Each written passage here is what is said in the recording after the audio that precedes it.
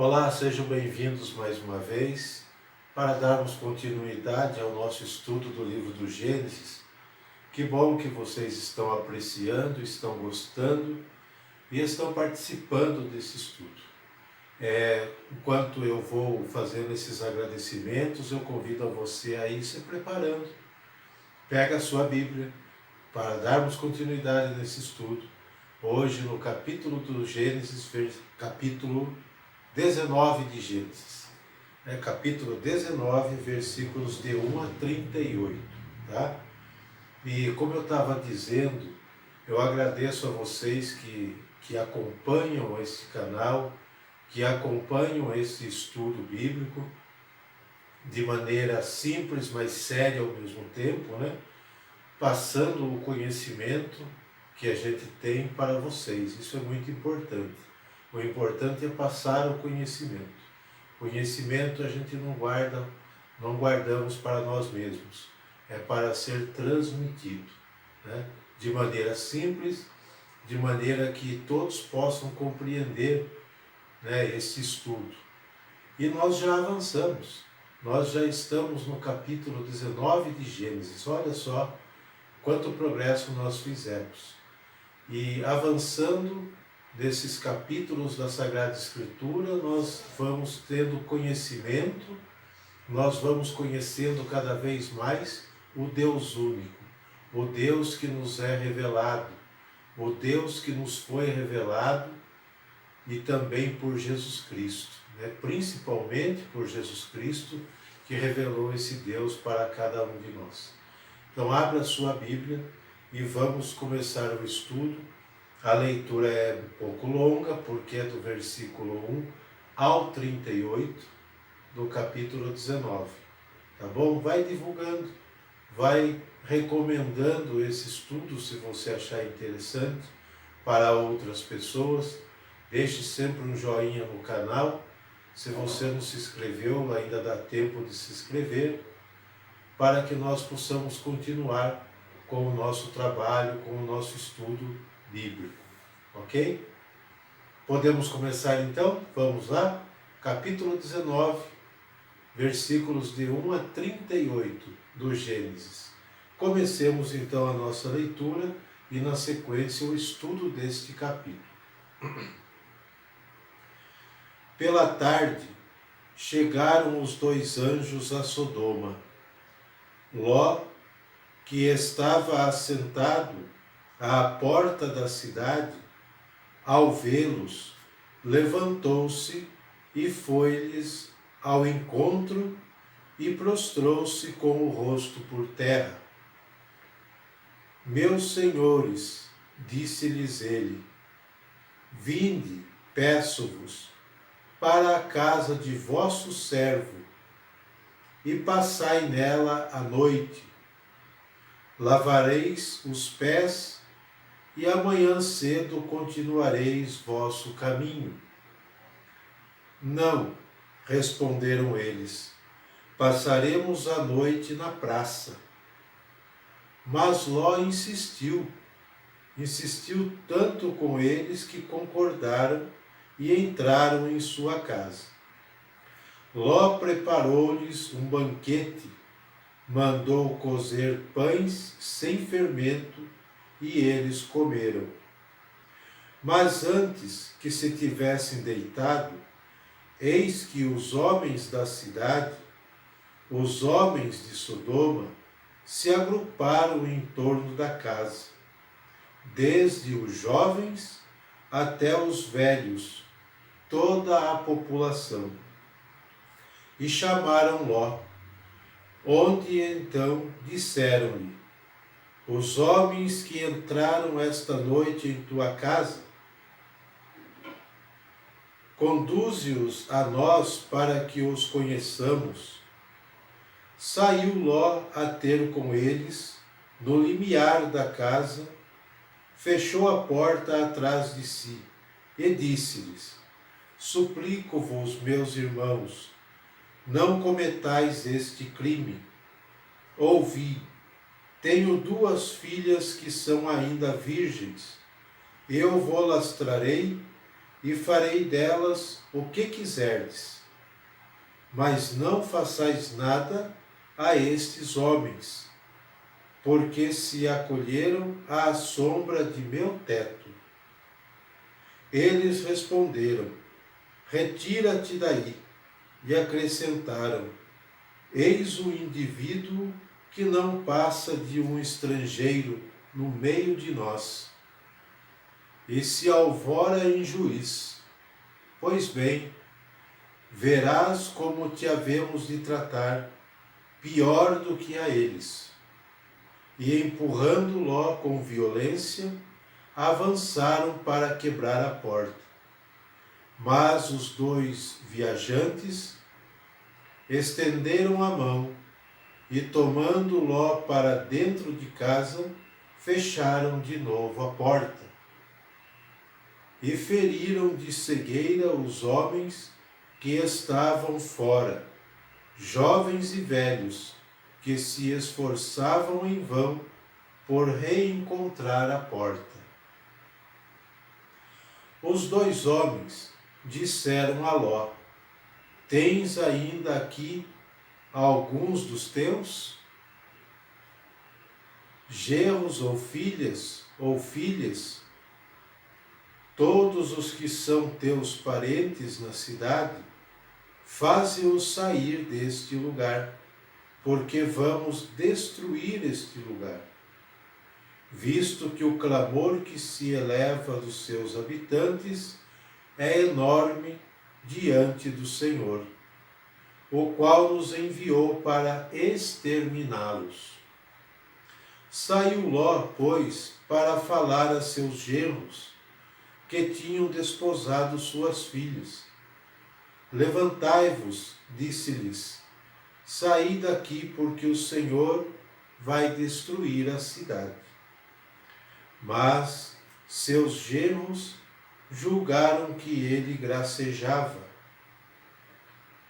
Ao amanhecer, os anjos estavam com Ló, dizendo: levanta-te, toma tua mulher e tuas 2 filhas que estão em tua casa, para que não pereças também no castigo da cidade.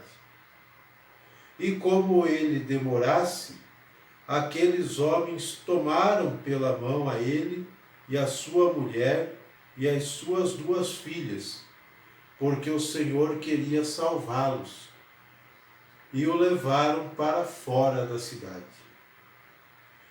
Quando já estavam fora, um dos anjos disse-lhe: salva-te, se queres conservar a tua vida.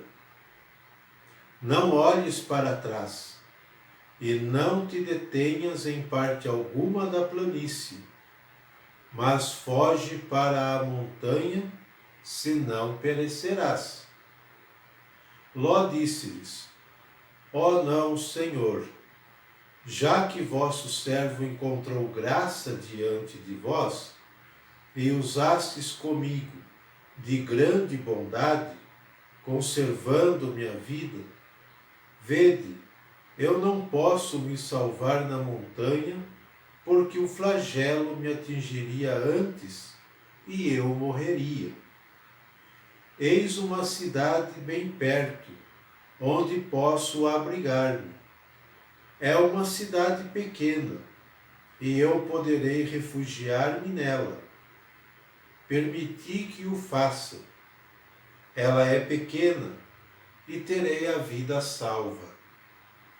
Ele disse-lhe: concedo-te ainda esta graça. Não destruirei a cidade a favor da qual me pedes. Apressa-te e refugia-te lá, porque nada posso fazer antes que lá tenhas chegado. Por isso puseram àquela cidade o nome de Segor. O sol levanta-se sobre a terra quando Ló entrou em Segor. O Senhor fez então cair sobre Sodoma e Gomorra uma chuva de enxofre e de fogo, vinda do Senhor do céu, e destruiu essas cidades e toda a planície, assim como todos os habitantes das cidades e a vegetação do solo. A mulher de Ló, tendo olhado para trás, transformou-se numa estátua de sal. Abraão levantou-se muito cedo e foi ao lugar onde tinha estado antes com o Senhor. Voltando os olhos para o lado de Sodoma e Gomorra, e sobre toda a extensão da planície, viu subir da terra um fumo espesso, como a fumaça de uma grande fornalha. Quando Deus destruiu as cidades da planície, lembrou-se de Abraão e livrou Ló do flagelo, com que destruiu as cidades onde ele habitava. Ló partiu de Segor e veio estabelecer-se na montanha com suas 2 filhas, pois temia ficar em Segor. E habitava numa caverna com suas 2 filhas.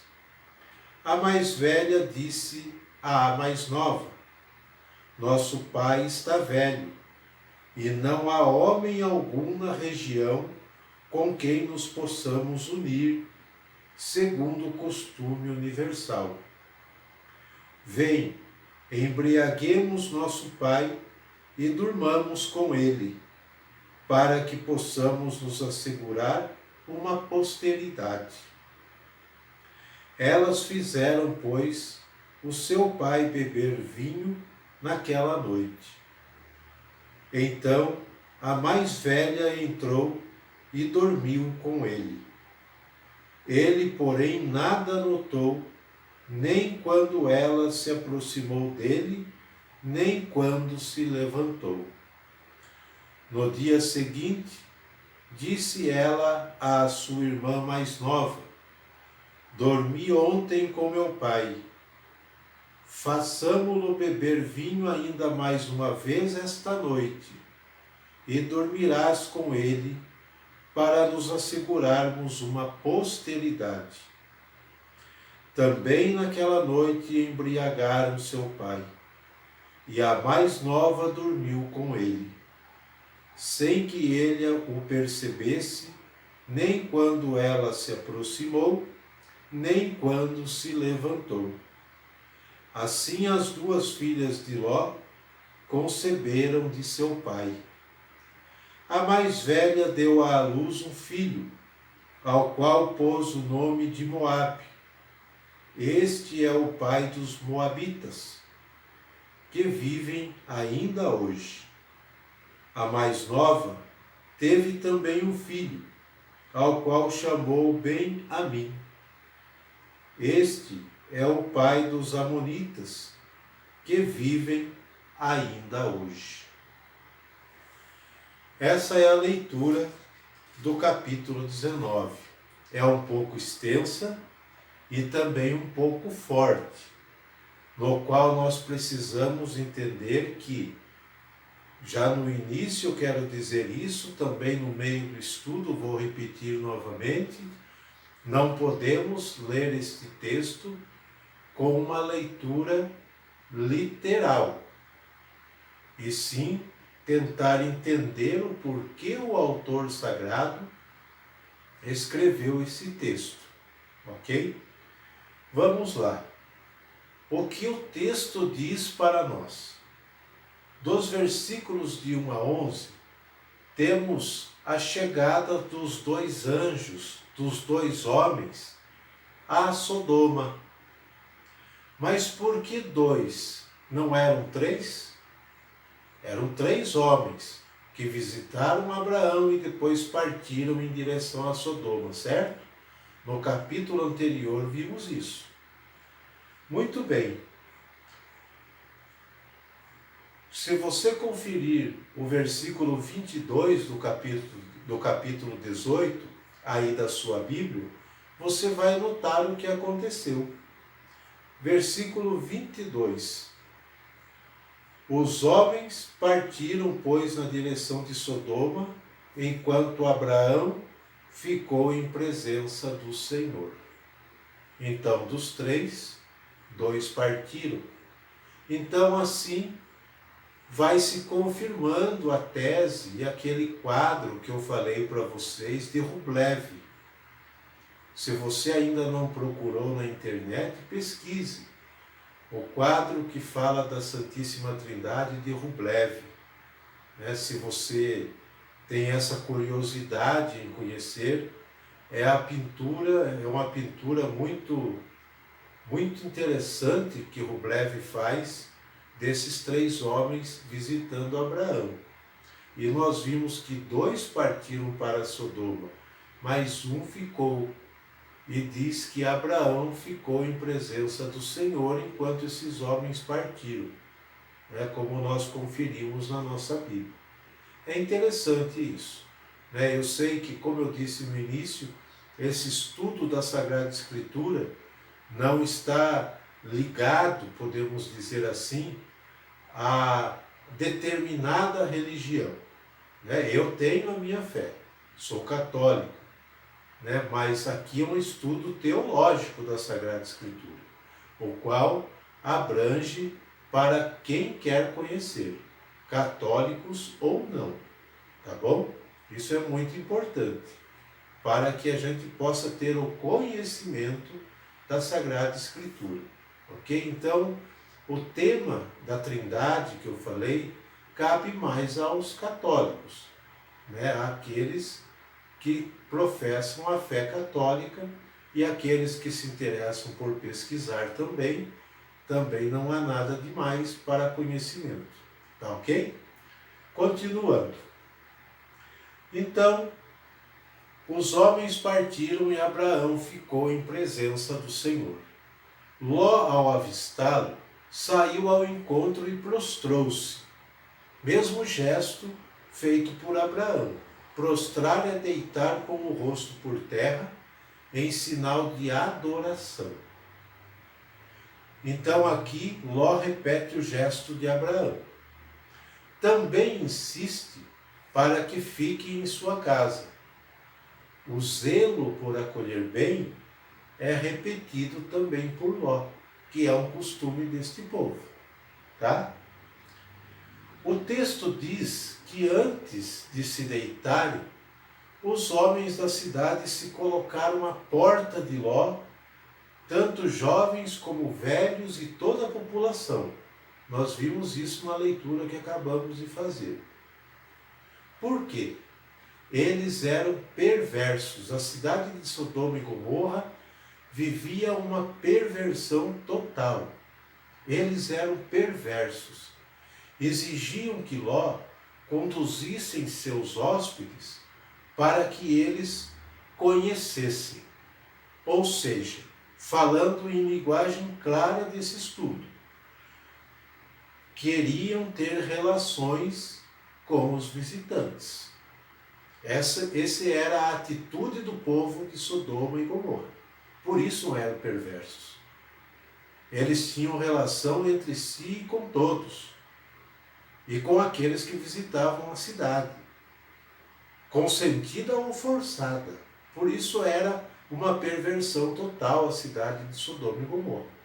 Tá? Então eles exigem que Ló entreguem os visitantes a eles, para que eles possam realizar o que eles estão habituados a fazer. Tá bom? Eis aí a perversão deste povo. Notemos que, como dito no vídeo passado, sobre o cuidado com seus hóspedes, era demasiado. Nós falamos isso quando lemos o texto de Abraão acolhendo os 3 homens. Então aqui também nós notamos que o cuidado com os hóspedes era demasiado grande, um gesto sublime, acolher alguém em sua casa. Era também o sentido de dar proteção segurança para aqueles que estivessem sob seu teto. Então, enquanto estava a visita debaixo do teto, eles não podiam, ninguém podia tocar neles. Ok? Assim age Ló. A lei da hospitalidade não poderia ser violada jamais, a ponto de ser mais importante que a vida de um hóspede, assim age Ló. A lei da hospitalidade não pode ser violada jamais, a ponto de ser mais importante a vida de um hóspede do que a honra da mulher. Versículo de 6 a 8 desse capítulo que lemos. Ló se propõe a entregar as próprias filhas ainda virgens, como diz no texto, para aqueles homens fazerem o que quiserem, desde que eles preservem a vida dos hóspedes.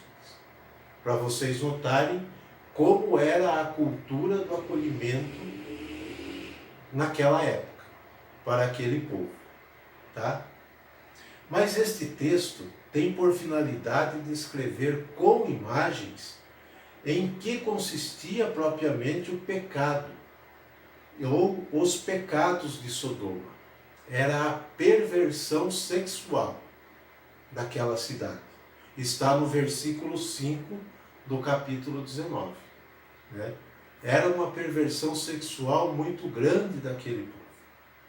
O castigo de Sodoma é tão iminente que só Ló e sua família, por seu parentesco com Abraão, portador da bênção, são abençoados e livram-se do castigo.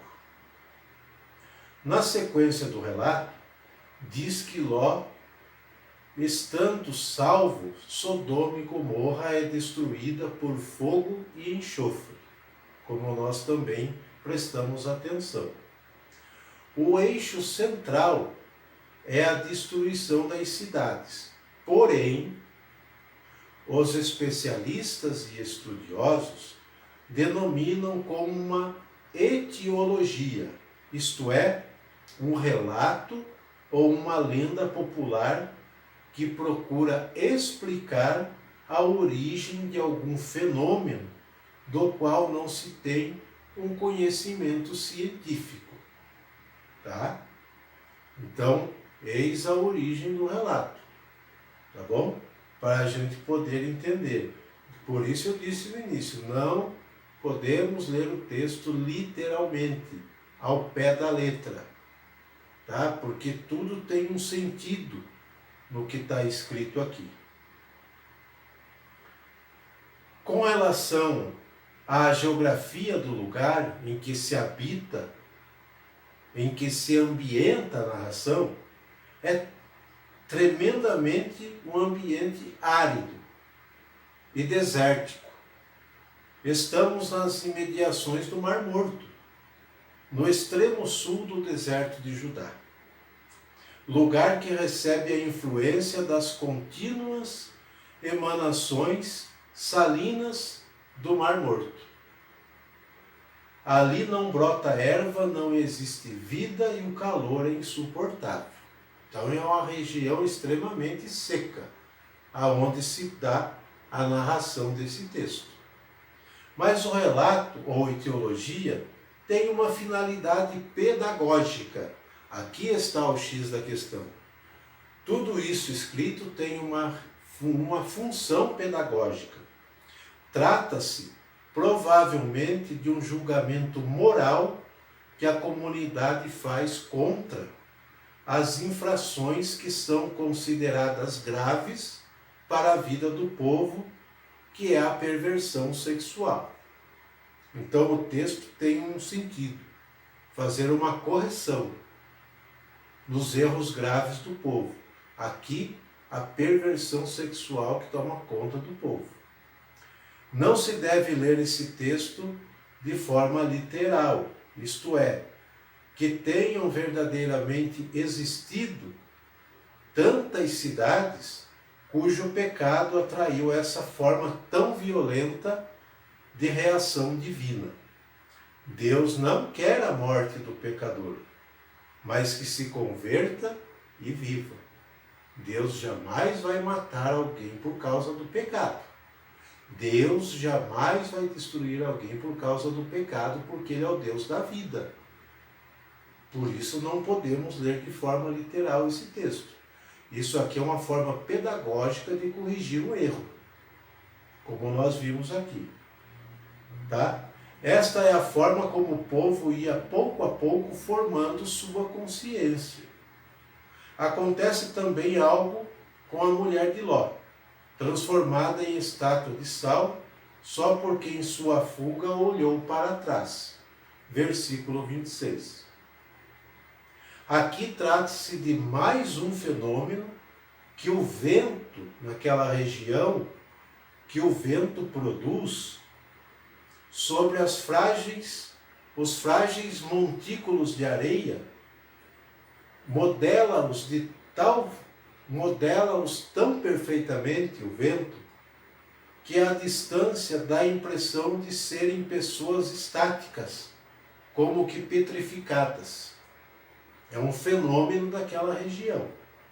Não se deve, porém, dar em nenhum momento valor literal a essas narrativas, sob o risco de desvirtuar a imagem amorosa e misericordiosa de Deus, cuja preocupação fundamental é a vida, e a vida ameaçada. Tá? Sobre as filhas de Ló, nos últimos versículos que lemos, até meio chocante o texto, né? Sobre as filhas de Ló, esse relato também é uma etiologia, cujo sentido é explicar as relações de Israel com seus povos, com seus vizinhos, povos vizinhos, Moabe e Amon. De certa maneira, parentes distantes, mas definitivamente inimigos. Nós vamos ver isso no livro dos Números, capítulos de 22 ao 24. As relações com esses povos nunca foram cordiais. A hostilidade recíproca, o ódio mútuo, explicam sua origem maldita desde o princípio. A concepção de seus antecessores se consuma com trapaças, mentiras e incesto, como nós vimos aqui. Qual é a mensagem do texto? O texto denuncia o pecado da perversão sexual, julgamento moral que a comunidade faz contra as infrações, que são consideradas graves para a vida do povo. A perversão sexual. O povo foi pouco a pouco formando sua consciência em relação a isso. Outra denúncia que o texto faz é da relação de Israel com seus vizinhos, Moabe e Amon.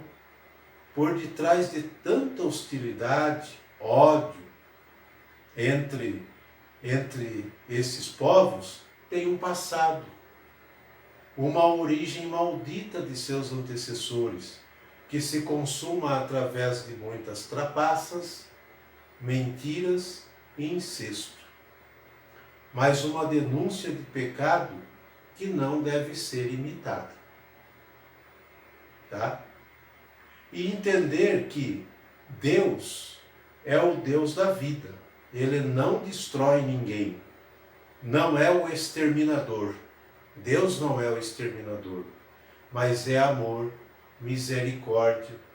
Esta forma de relato serve para instruir o povo e a cada um de nós no caminho certo. Por isso as imagens para dar referência a algo que não é legal, algo que não é bem visto, algo que é pecado, algo que é errado. Tá bom? Então, entendermos isso, se nós entendemos isso, nós compreendemos o capítulo 19. Né? Não saímos da leitura literal para um estudo mais aprofundado. E a imagem de Deus era sempre a mesma: amor, misericórdia e nunca extermina ninguém. Ele não quer a morte do pecador, mas ele quer que se converta e viva. Esse é Deus. Tá bom? Espero que tenham gostado do estudo deste capítulo e espero você para continuarmos o estudo no capítulo 20 do livro do Gênesis. Tá bom? Até lá, um abraço a todos.